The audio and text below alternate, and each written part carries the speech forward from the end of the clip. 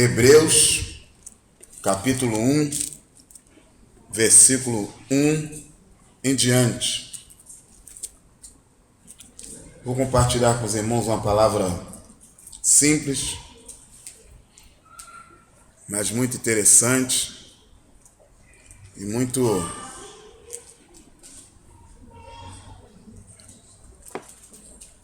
boa para a ocasião. Peço a Deus que o Senhor me use para a vida de vocês, porque eu nunca me acho digno de estar pregando a palavra de Deus, ainda que eu a amo e gosto muito dela, compartilhar sobre ela. Quem tem a oportunidade de conviver comigo de perto, e isso é muito fácil, é só me pegar lá em casa. Eu gosto de andar de carro, não tem carro? Me pegou lá em casa, tudo certo.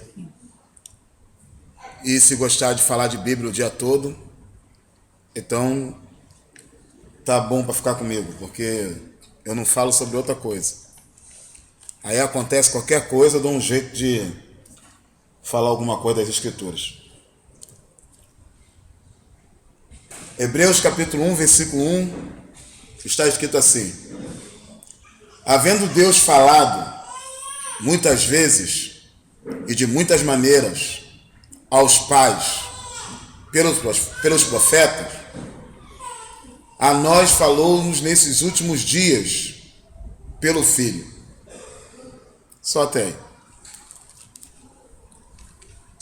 A carta aos Hebreus, que tem o seu autor indefinido, não se sabe com precisão quem foi que escreveu esta carta, mas sabemos para quem ela foi endereçada e o porquê que a carta foi escrita. Essa carta foi escrita aos irmãos hebreus convertidos ao cristianismo, que estavam passando uma grande tribulação, e por causa dessa grande tribulação, eles estavam voltando à prática judaica, voltando a realizarem as obras antigas. Obras estas que o apóstolo Pedro vai falar na sua carta que não foi com prata nem ouro que o Senhor nos comprou da vã maneira de viver que nós tínhamos, porque recebemos essa vã maneira de viver dos nossos pais, por tradição, mas pelo sangue precioso de Jesus Cristo. E quando nós estamos passando por uma luta, uma adversidade muito grande, em que nós não somos o causador de tal adversidade,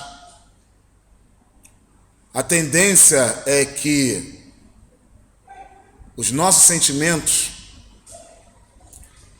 humanos nos impulsionem a querer praticar as obras que nós fazíamos antes, sejam elas pecaminosas, religiosas, místicas. E o escritor aos Hebreus, ele vai mostrar que só tem uma coisa que vai fazer você não praticar as obras que você fazia antes. É você entender que o Senhor Jesus é mais excelente do que qualquer coisa que você fazia antes. Então o escritor dos Hebreus vai fazer isso. Ele, nesta carta, ele vai mostrar a excelência de Cristo sobre tudo que existe. E ele não precisa falar da excelência de Cristo sobre o pecado, ainda que ele cita isso na carta, mas ele vai gastar mais tempo falando sobre a excelência de Cristo daquilo que aparentemente para os hebreus era excelente antes. E eles deixaram de fazer porque viram que Cristo era mais excelente do que aquilo, ou porque o Cristo é o cumprimento daquilo que eles temporariamente sabiam que realizariam até que o Cristo viesse. Vindo Cristo, como o apóstolo Paulo falou na sua carta aos Coríntios, todas essas coisas foram abolidas, ou seja, as leis cerimoniais que consistiam em rituais que apontavam para a vinda de Jesus Cristo. Vindo Cristo, ele é o nosso sabate, ele é o sacrifício da Páscoa, ele é o nosso sumo sacerdote. Então, o escritor aos Hebreus vai demonstrar isso. No capítulo 1, ele demonstra que Jesus Cristo é mais excelente do que os anjos, que Jesus Cristo é mais excelente do que Moisés, que Jesus Cristo é mais excelente do que o sumo sacerdote de Arão, que Jesus Cristo é mais excelente do que o sacrifício judaico. Então ele vai mostrando a excelência de Cristo sobre tudo aquilo que os judeus estavam voltando a praticar. E por que o escritor aos Hebreus ele tem uma preocupação em mostrar a excelência de Cristo para aqueles irmãos? Porque aqueles irmãos estavam voltando para a prática antiga. E sem perceber, voltando para a prática antiga, eles estavam se afastando de Cristo. Vocês vão ver que o apóstolo Paulo, quando escreve a sua carta, ele vai dizer que se ele de novo levantar aquilo que ele derrubara, ou seja, aquilo que ele lutara para derrubar, ele se faria mentiroso. Na discussão que o apóstolo Pedro, o apóstolo Paulo tem com Pedro, ele vai dizer que ele morreu para aquelas obras da lei. Então ele não pode de novo estar agindo daquela maneira. O apóstolo Paulo tem o mesmo problema com a igreja da Galácia, e os escritores hebreus têm esse problema aqui. E ele vai mostrar a excelência de Cristo em todos os aspectos. Uma coisa interessante é que o escritor aos Hebreus vai mostrar a excelência do Cristo. Ele vai dizer que ele, sendo Cristo, ele já era muito mais excelente do que tudo aquilo junto que aconteceu no Velho Testamento. Quanto mais ele agora, na glória junto do Pai. Então o escritor aos Hebreus vai usar muito o termo filho. Vocês vejam, quando nós estamos estudando aqui no domingo de manhã, sobre o Espírito Santo, que a Bíblia, que o nome do Espírito Santo é Espírito. Espírito Santo é um dos títulos e dos nomes que ele tem, que demonstra a sua natureza. Você vai ver que o escritor aos Hebreus vai usar sempre o termo filho, porque Cristo e Jesus é o termo que ele recebe acerca da sua obra redentora, mas filho ele sempre foi desde a eternidade. O termo filho de Deus aparece mais ou menos 60 vezes no Novo Testamento, mas só 12 vezes fala de nós como filho de Deus. As outras vezes, todas falam de Cristo como filho de Deus. Então você vê a importância que nós deveríamos de fazer o quê? Pegar todas as vezes que a Bíblia fala de Jesus como filho de Deus, e aí entender por que Jesus Cristo veio na forma humana e na forma de filho de Deus. Mas nós não vamos fazer isso hoje. A única coisa que nós vamos fazer é ver, de acordo com o contexto, de acordo com a situação que o escritor aos Hebreus estava vivenciando com seus irmãos, como ele apresenta Cristo. Se você perguntasse para o escritor aos Hebreus, por que o Cristo veio na forma humana e ele veio como filho, não veio como filha, ou não veio como irmã, ou não veio como primo, ou como sobrinho? Por que ele veio como filho?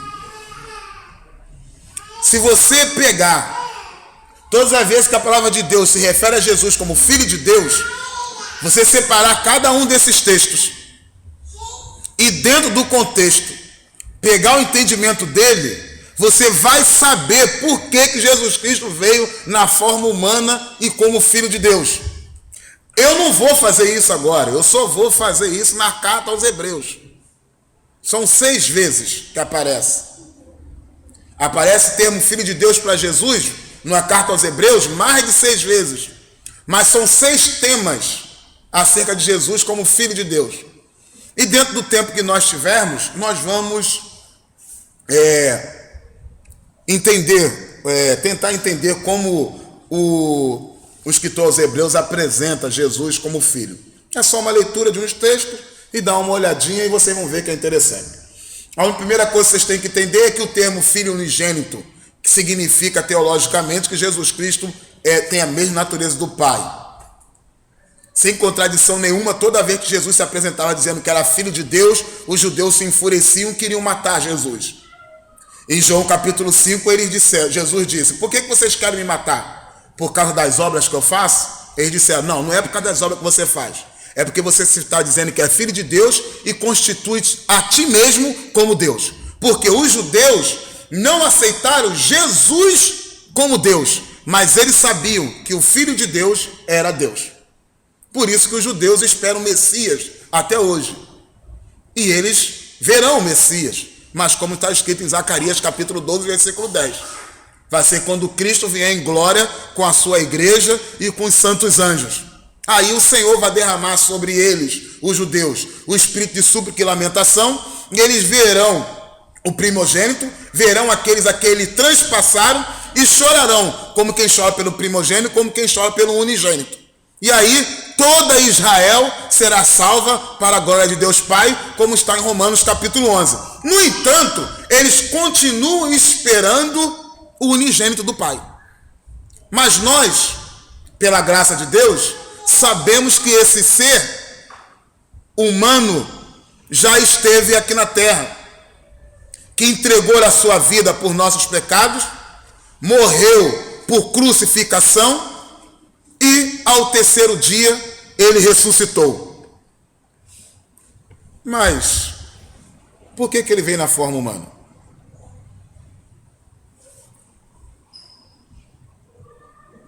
A primeira coisa que o escritor aos Hebreus vai demonstrar para a gente, por que o Senhor mandou o Logos dele, aquele que desde a eternidade estava com ele, que no princípio era verbo, estava com Deus e era Deus, mandou ele na forma humana e sendo filho, não sendo uma outra coisa. A primeira coisa que os Hebreus vai nos dizer é para que nós pudéssemos entender o que Deus quer, a nossa situação em relação a Deus e quem Deus é. Deus queria se revelar para a humanidade. E a melhor maneira de se revelar para a humanidade era se ele viesse na forma do seu filho. Hebreus capítulo 1, versículo 1 está escrito: havendo Deus falado, presta atenção, de muitas maneiras aos pais pelos profetas, a nós nos falou nesses últimos dias por meio, não é só através ou pelo que ele disse, mas por meio do seu filho. E por que isso? Naquela época, o filho era a maior representação de um pai, ou era a maior representação de um rei. Veja nos filmes épicos, por exemplo, quem ia na frente da batalha, se não era o próprio rei, era o filho do rei. Depois que os exércitos deixaram de ser patrimônio do império e passou a ser patrimônio dos generais, e eles passaram a ser contratados como mercenários, aí não. Mas quem representava melhor o pai era o próprio filho. Por isso que na parábola da torre, da parábola da vinha, numa parábola da vinha, que o Senhor contou, o Senhor plantou uma vinha, botou um lagar no meio e deu aos servos. E no tempo determinado enviou uns servos. E o Senhor Jesus vai dizer que eles mataram um, açoitaram o outro. Então aquele pai disse: enviarei o meu filho, porque o meu filho eles respeitarão. E sabe o que eles disseram? Matemos o filho e tomamos posse da herança. Aí Jesus perguntou: quando esse senhor, o dono da propriedade, vier, o que ele vai fazer? Aí os fariseus disseram: matará todos que estão ali e dará a propriedade para que outro cuide. Jesus disse: nunca leste nas Escrituras que a pedra que os edificadores rejeitaram, esta o Senhor fez como principal de esquina? Isso foi maravilhoso aos seus olhos? O reino vai ser tirado de vocês e vai ser dado a outro. E os fariseus entenderam que Jesus estava falando dele acerca dos fariseus e procuraram matar Jesus. A primeira coisa que nós temos que aprender é: o Senhor Deus veio para resgatar a humanidade na forma de filho, para que nós pudéssemos conhecer quem Deus é e como o homem deveria ser. Quando nós nos comparamos com Cristo, o que nós somos caco de barro em meio a outros cacos de barro. Nós não passamos de nada. A palavra de Deus vai dizer na carta aos Hebreus mesmo, que Jesus Cristo, ele, quando estava aqui na terra, na forma humana, ele era mais sublime do que os céus. O apóstolo João, na sua primeira carta, ele vai dizer que ele olhava para Jesus, o entendimento que ele quer dar do texto, é que ele olhava para Jesus como que olhava uma coisa preciosa. E ele ficava assim: olha, eu toquei na palavra da vida. Foi por isso que Jesus comparou o reino dos céus a céu. O reino dos céus é comparado ao homem que procura grandes pérolas. Encontrando uma pérola de grande valor, vai e vende tudo quanto tem para poder adquirir aquela pérola. Ele está dizendo: eu sou mais precioso do que tudo que nós juntamos a nossa vida toda. Jesus Cristo é a coisa mais preciosa do Evangelho. Ele é mais precioso do que tudo. Ele é a luz que ilumina. Jesus Cristo é citado nas Escrituras, Jesus Cristo é citado nas Escrituras como o esplendor da glória de Deus. Está em Hebreus, nesse capítulo 1. Como é esplendor de glória, se a glória já é esplendorosa? A maior manifestação da glória de Deus foi Jesus Cristo na terra. E depois, Jesus Cristo em nós, esperança da glória. Então, Jesus Cristo, a primeira coisa que os escritores hebreus querem demonstrar para a gente é que Jesus veio na forma humana, veio na forma de filho, para que nós possamos entender o Evangelho. É claro que o Evangelho é entendido por nós porque o Espírito Santo nos dá entendimento. Mas nós estamos aqui para entender uma pessoa divina que habitou entre nós. Jesus Cristo veio na forma humana para que nós pudéssemos conhecer como Deus é.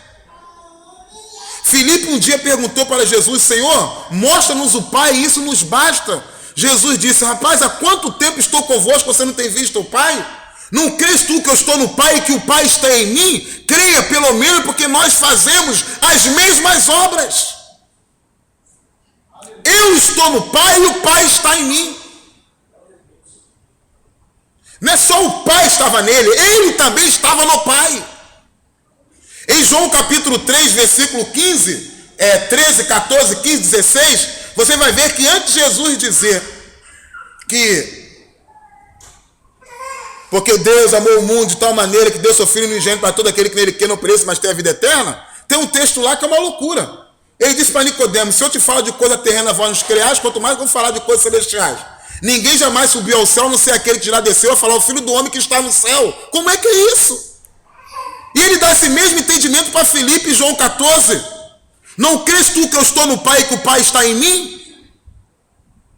E em João capítulo 10, versículo 30, ele diz: eu e o Pai somos um. Então, se você quiser saber assim, como é Deus, como Deus se comportaria, o que Deus falaria, como Deus agiria nada mais e nada menos como Jesus Cristo agiu nesta terra. Porque ele é o Deus conosco, não é outro. É o seu nome, Emanuel, Deus conosco. A outra coisa que o escritor aos Hebreus vai demonstrar, sem demorar muito tempo nessa parte que eu gosto muito dela, porque que ele veio na forma de filho, está em Hebreus capítulo 2, versículo 14. Se você quiser deixar aberto em Hebreus, só vou ler ele. Hebreus capítulo 2, versículo 14. Só vou falar do...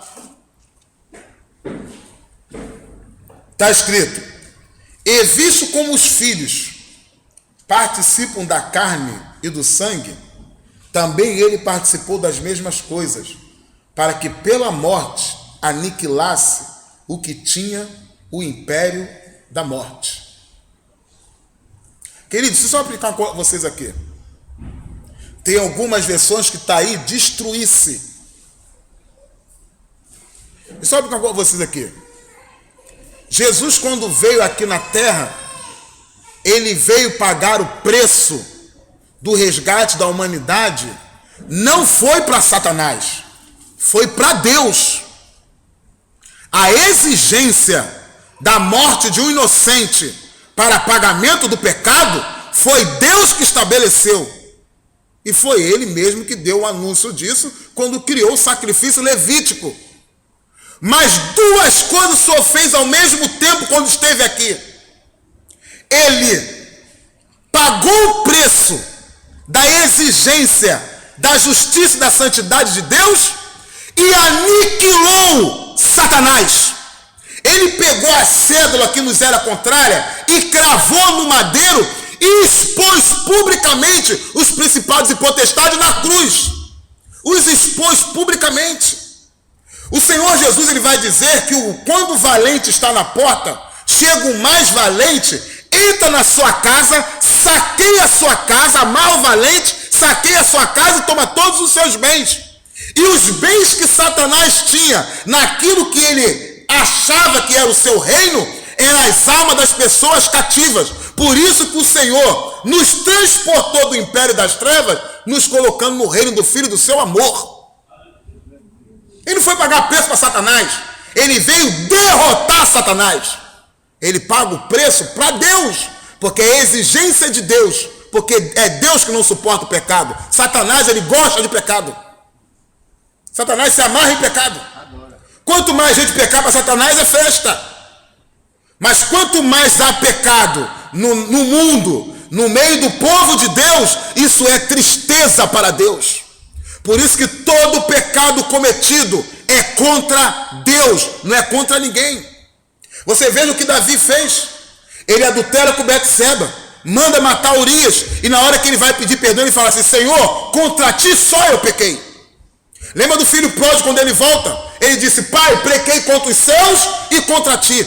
Todo pecado é contra Deus. Foi porque foi Deus que disse: não adulterarás. Foi Deus que disse: não furtarás. Foi Deus que disse: não dirás falso testemunho. Foi Deus que disse: não caluniarás. Foi Deus que disse: não cobiçarás. E cada vez que eu faço isso, é contra Deus que eu estou fazendo, primeiramente, e também contra o próximo.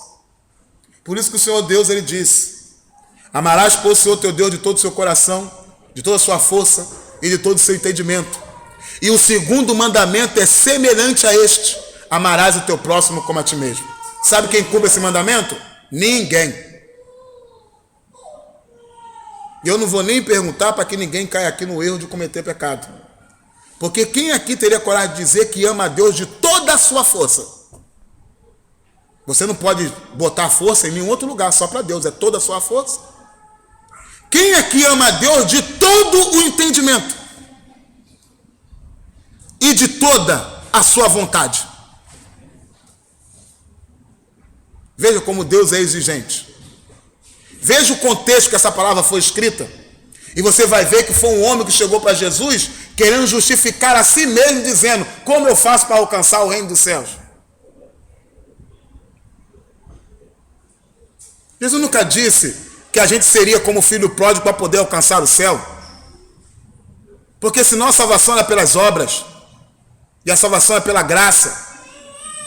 Na história do evangelho, quem é o filho pródigo? Não. Jesus nunca disse que nós seríamos o bom samaritano para chegar ao céu.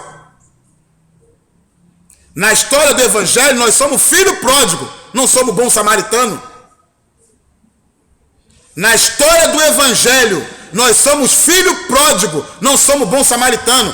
Na parábola do bom samaritano, nós somos aquele homem que ficou jogado na rua, que ninguém nos queria, e Deus nos quis a si mesmo, foi lá e pagou o preço para que a gente estivesse com ele. É esse que nós somos. Não é o filho, nós somos bom samaritano.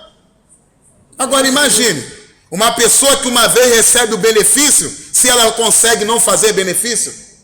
Foi por isso que Jesus, quando chegou na casa de um fariseu, quando a mulher pecadora foi ungir os pés dele, o fariseu disse: se esse homem fosse profeta, bem saberia que essa mulher é uma mulher pecadora. Ele disse: meu amigo, o que vos parece? Um homem tinha duas pessoas que lhe devia. Um devia 500 dinheiro e outro 50 dinheiro. Não tendo os dois com que pagar, ele perdoa a dívida dos dois. Quem é que vai amar mais essa pessoa? Aí o fariseu: mas é claro que quem devia 500 dinheiro.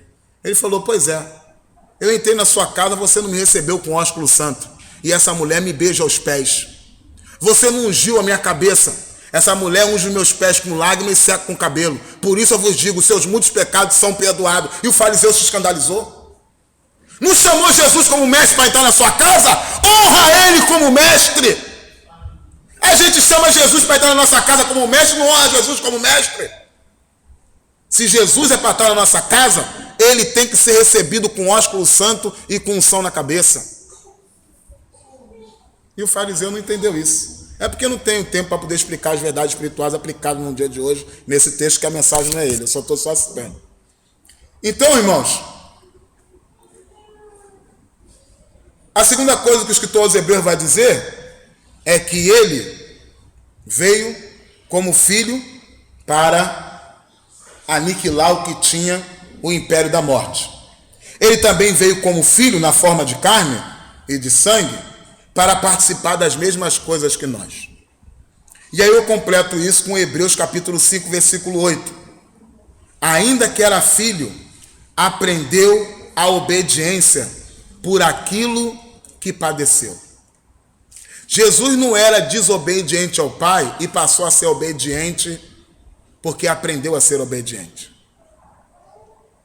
Jesus não é que ele não sabia a vontade do Pai e depois precisou passar a saber para que ele pudesse fazer. O que o texto está dizendo é que Jesus, mesmo sendo filho, presta atenção, mesmo sendo o filho, o termo aqui é o filho, está usando o termo o filho, escritor aos Hebreus, está sempre usando o termo o unigênito.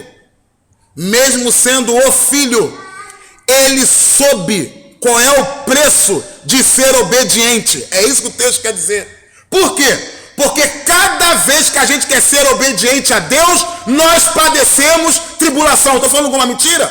É mais fácil pecar do que andar certo, meu amigo. É mais fácil cometer treta no trabalho do que ser honesto. É mais fácil estar no meio dos amigos falando besteira, piada imoral, do que ser uma pessoa que não fala. Então o Senhor está dizendo, ele mesmo sendo filho, aprendeu a obediência por aquilo que padeceu. Então teremos que admitir que Jesus Cristo não é isso. É o seguinte, ele sabe o preço. Nunca diga que Jesus não sabe o que você está passando. Ele sabe o preço. Ele sabe o preço de ser fiel até a morte. Ele sabe a dor de ter que só falar a coisa certa. Ele sabe o preço do sofrimento. Ele sabe o preço. Por isso que ele não é um Deus que não se compadece das nossas fraquezas. Nunca acha que Jesus Cristo é só um Deus que está pronto para realizar um milagre na sua vida. Ele está.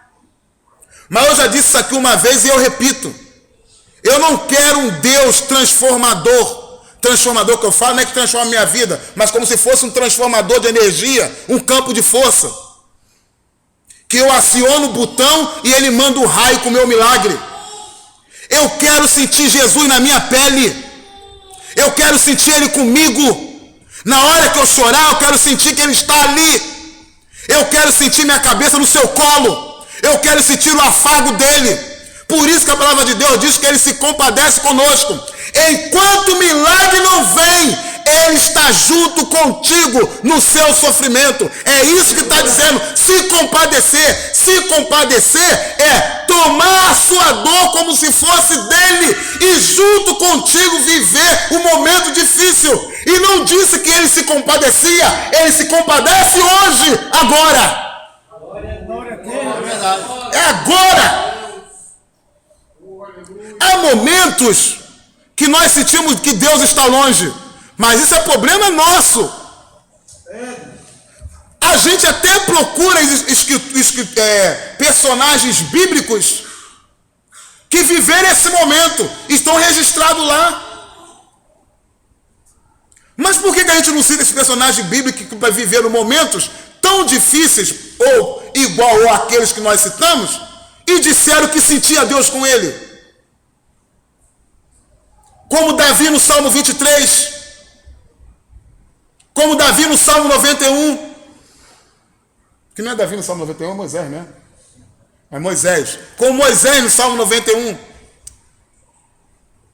O Salmo 23 está escrito claramente lá: o Senhor é o meu pastor e nada me faltará. Deitar-me faz em verdes pastos, guia-me mansamente às águas tranquilas e refrigera minha alma. Guia-me pela vereda da justiça por amor ao seu nome. Tá tudo bem. Agora, ainda que eu andasse pelo vale da sombra da morte, não temerei mal algum, porque tu está comigo. Ele sabe que Deus está com ele. O crente não é para sempre que está tendo tribulação, se achar que está sozinho, não.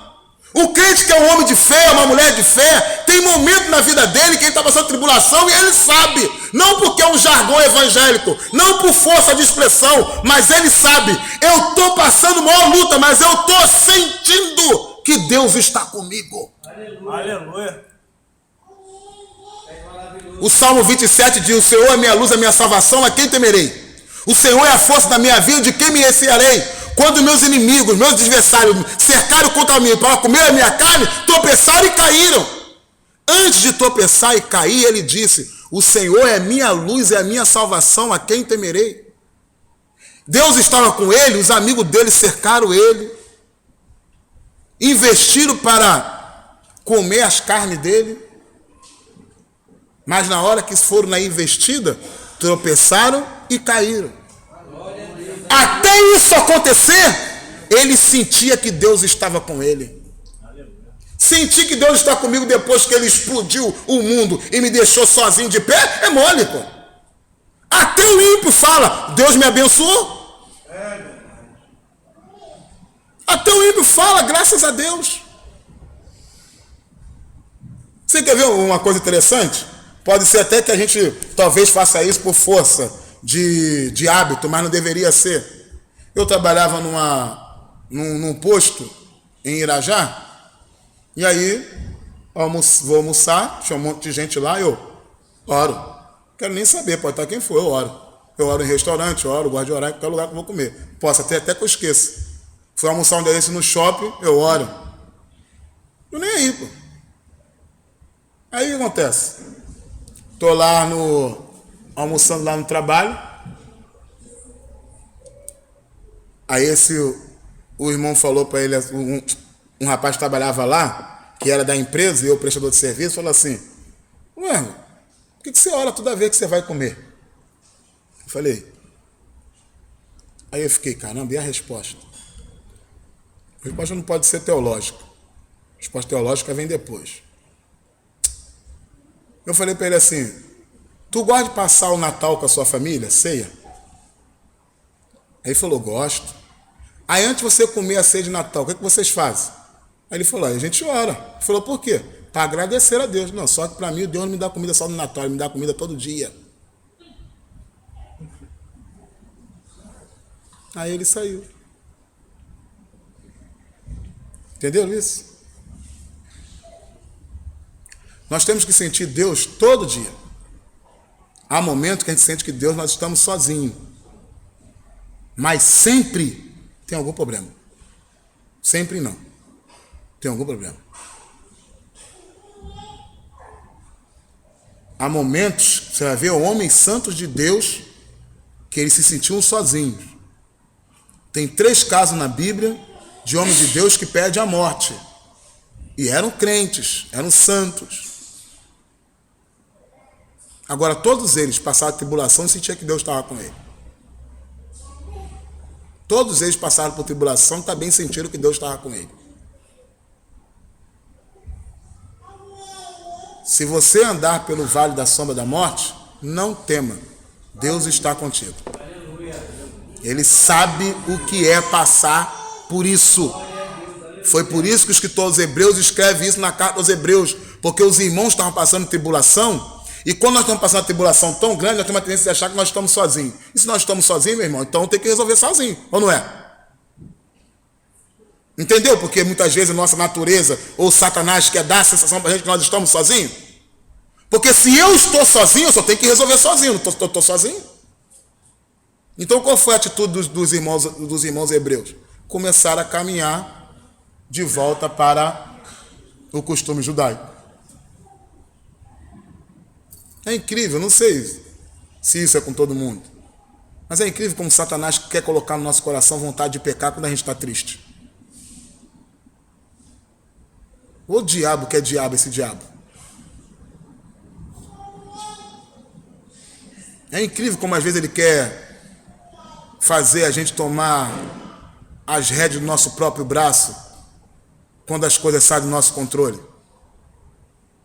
Ô capeta que é capeta ser capeta.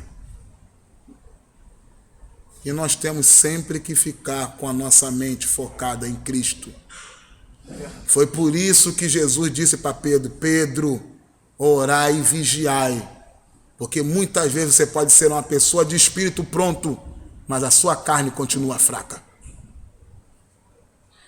Vocês sabem da história essas coisas que as pessoas contam, chamada coisas poéticas da Bíblia, que não é uma interpretação teológica, mas é uma interpretação poética, entendeu? Disseram que tem uma interpretação poética que faz que Daniel é o seguinte: sabe que Daniel foi jogado na cova dos leões, né?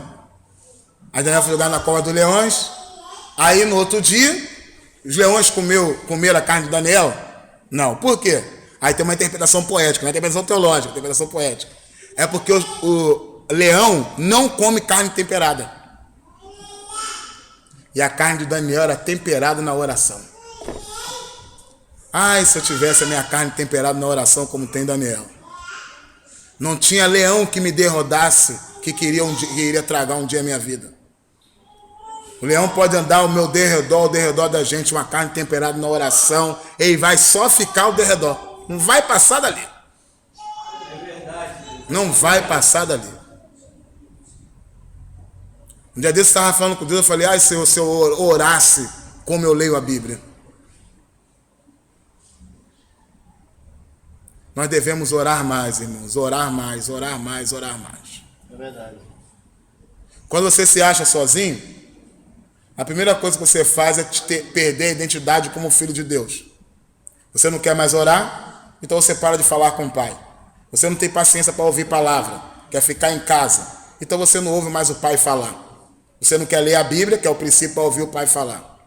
Você não quer mais vir para a igreja, então não quer ter mais participação na família. Não tem como ser filho assim. Um filho de Deus, ele gosta de falar com seu pai, ele gosta de ouvir o pai falar, ele gosta de estar na casa do pai para ter comunhão com o pai. E nós temos que tomar muito cuidado, porque toda vez que nós somos padecidos por luta e adversidade, a tendência é a gente... Tem gente que é o contrário, tem gente que passa a ter uma vida mais devocional quando está passando luta e adversidade. Entendeu? Outra coisa que ele fala aqui, ó.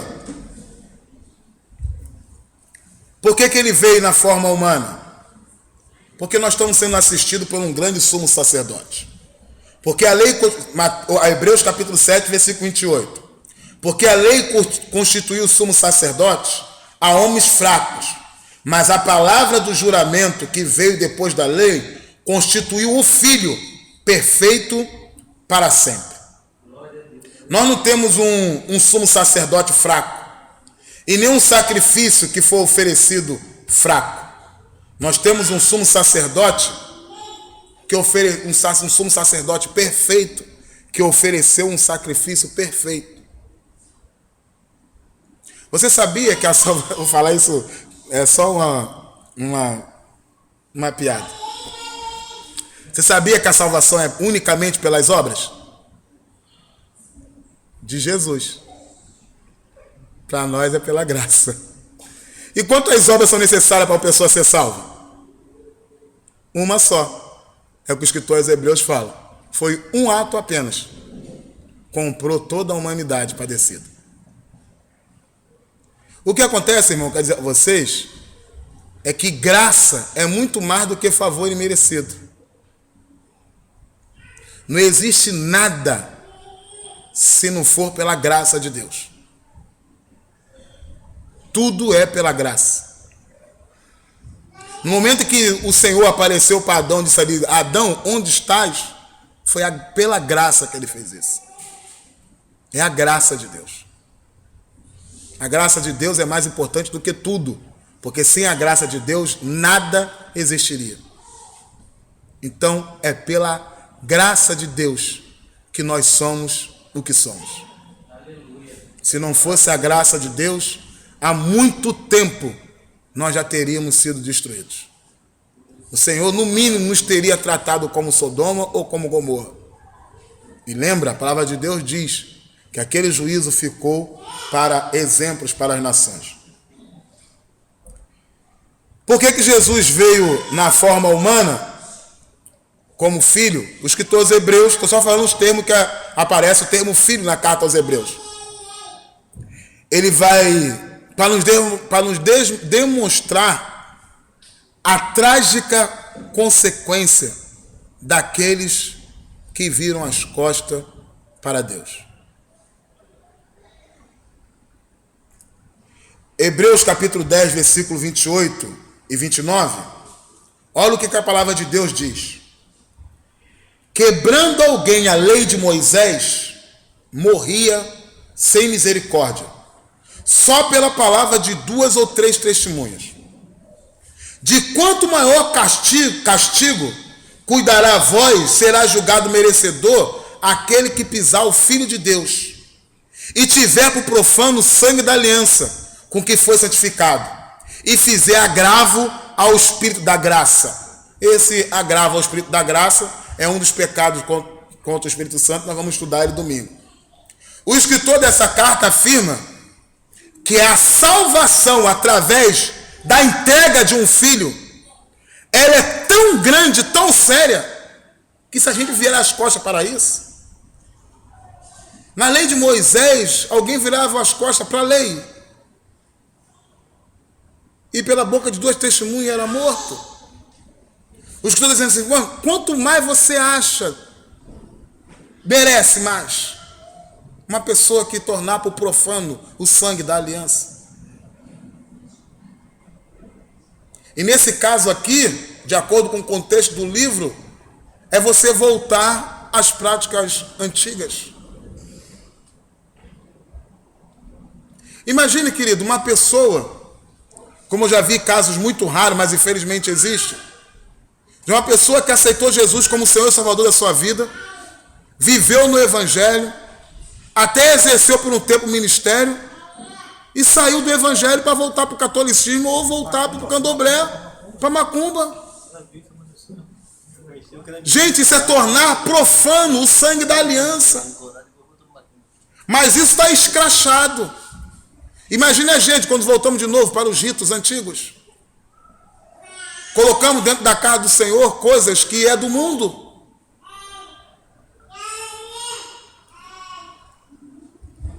Hebreus capítulo 6, versículo 4, vai dizer, porque é impossível os que já uma vez foram iluminados e provaram o dom celestial e se tornaram participantes do Espírito Santo. Versículo 5, e provaram a boa palavra de Deus e as virtudes do século futuro. Versículo 6, e recaíram, sejam outra vez renovados para o arrependimento. Pois assim, quanto a eles, de novo, crucificaram o Filho de Deus e o expõem ao vitupério. Hebreus, o capítulo 2, versículo 1, está escrito: portanto, convém-nos atentar com mais diligente para as coisas que já temos ouvido, para que em tempo algum nos desviemos delas. Porque se a palavra falada pelo anjo permaneceu firme, e toda transgressão e desobediência recebeu a justa retribuição, como escaparemos nós, se não atentarmos para uma tão grande, o qual, começando a ser anunciada pelo Senhor, foi depois confirmada pelos que a ouviram? No outro texto que nós estávamos dizendo, nós lemos, foi comparado à lei, agora foi comparado à palavra dita pelos anjos. Porque esse sangue da aliança de Cristo derramado na cruz é superior do que tudo que existiu até hoje. É mais sublime do que tudo. E vai, como seremos nós tratados se tornarmos isso por profano? Para mim, falar uma coisa particular, para mim, a carta aos Hebreus é uma facada na alma. Porque eu acredito na doutrina da graça, mas não tem como anular a carta aos Hebreus. Em todo o capítulo da carta aos Hebreus, ele fala sobre pessoas, o que pode acontecer com pessoas se ela se desviar do Evangelho. Isso é muito sério. Em Hebreus capítulo 3, por exemplo, aqui, olha aí, a partir do versículo 7.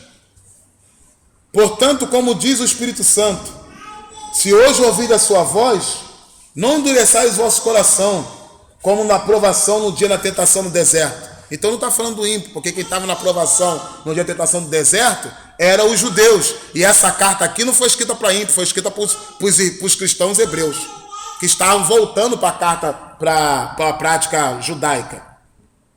Ele vai dizer: onde vossos pais me tentaram, e provaram e viram por 40 anos as minhas obras. Por isso me indignei contra esta geração, e disse: estes sempre erram em seu coração, e não conhecem os meus caminhos. Assim jurei na minha ira, que não entrarão no meu repouso. É o Espírito Santo que está dizendo isso. Vede, irmãos, que nunca haja em qualquer um de vós um coração mau e infiel para se apartar do Deus vivo. Antes, exortai-vos uns aos outros todos os dias, durante o tempo que se chama hoje, para que nenhum de vós se endureça pelo engano do pecado. Porque nos tornamos participantes de Cristo, se retivermos firmemente o princípio da nossa confiança até o fim.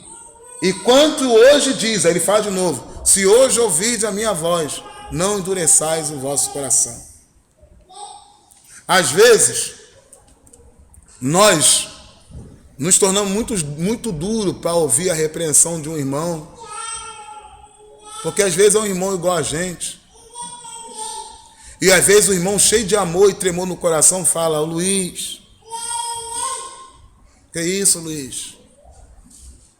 Faz isso não, cara.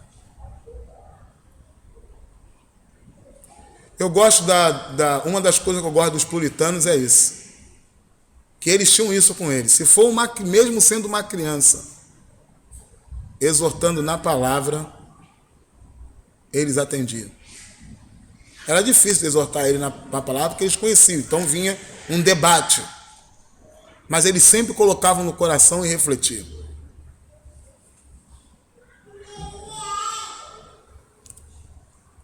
Por que ele veio na forma de filho?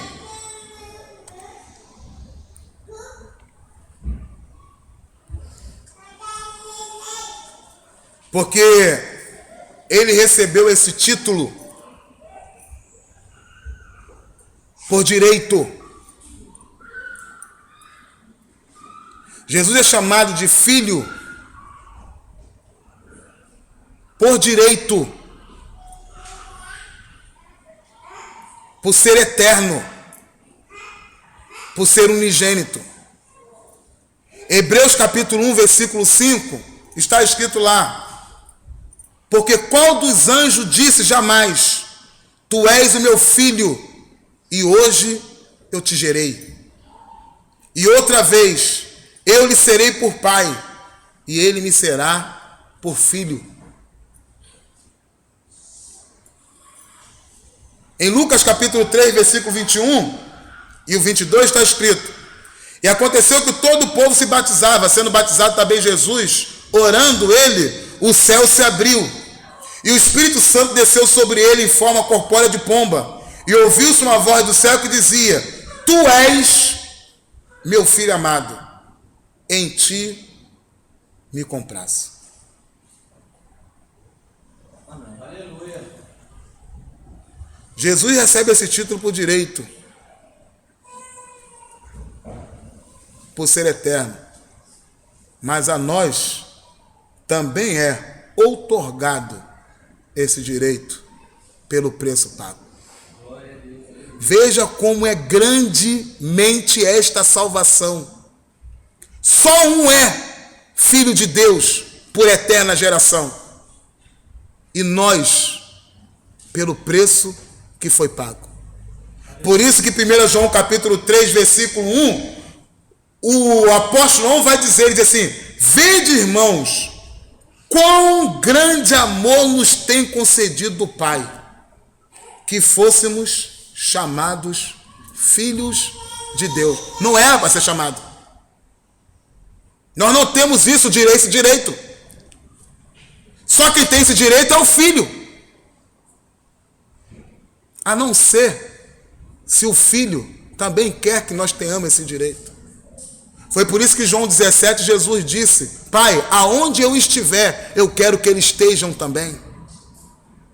A não ser que este, que não fazia parte, seja adotado e receba o nome de filho. Ninguém é adotado por merecimento, é adotado por graça. É o pai que vai lá aonde o filho está, já achando que vai encontrar. Olha para a criança, escolhe ela e fala: aquela é minha filha, é o meu filho. Por isso que a palavra de Deus vai dizer em Gálatas capítulo 4 que nós somos filhos de Deus por adoção através de Jesus Cristo. A adoção, meus queridos, tem que ter aprovação tanto do pai, da mãe e do filho já existente. Por isso que ele passa por um período de provação para ver se vai ser aceito pela família.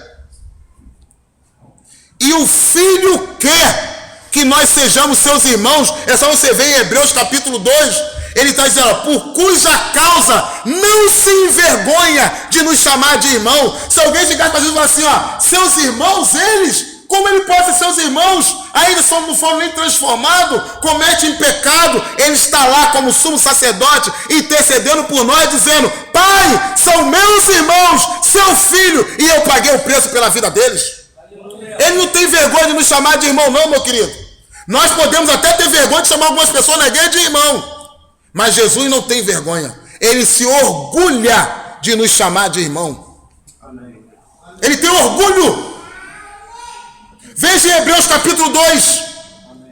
Ele vai chegar perante o Pai e vai apresentar a gente como irmão no próprio livro de Hebreus. No mesmo capítulo 2, e essa é a conclusão mesmo. Ele fala: eis aqui, ó Pai, os filhos que tu me deste. Mateus 25 está escrito: vinde bendito do meu Pai, para o reino que vos está preparado desde a fundação do mundo. Seria interessante que nós lêssemos todas as vezes que na Bíblia fala de Jesus como Filho de Deus, para que nós pudéssemos entender porque ele veio como Filho de Deus. Mas na carta aos Hebreus já deu para que a gente tenha um entendimento. Pedir aos irmãos para se colocar de pé. Aleluia. És maravilhoso, Deus. Graças a Deus que Jesus veio como Filho de Deus. Amém, irmãos? Eu agradeço a minha oportunidade no nome de Jesus. Aleluia. Nem vi o tempo.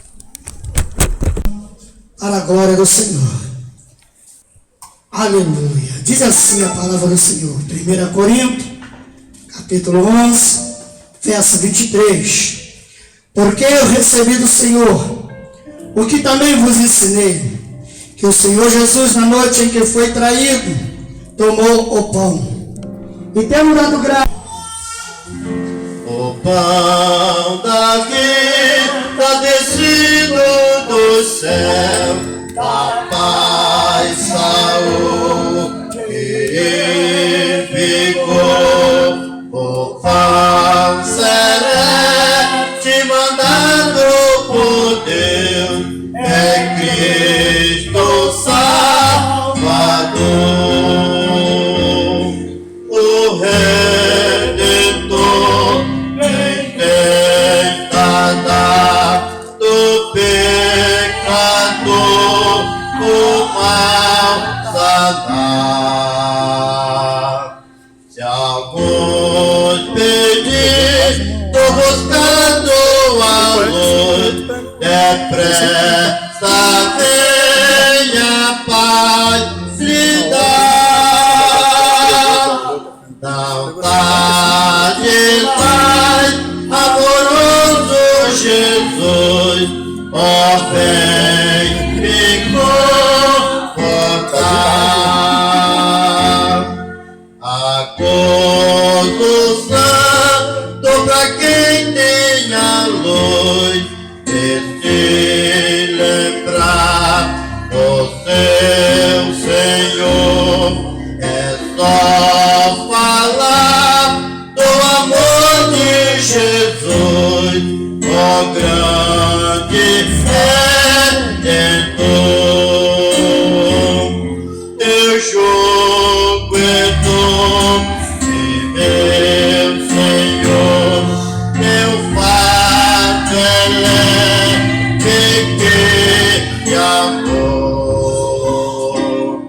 Se eu não posso levar minha cruz, depressa vem me ajudar. Não dá demais,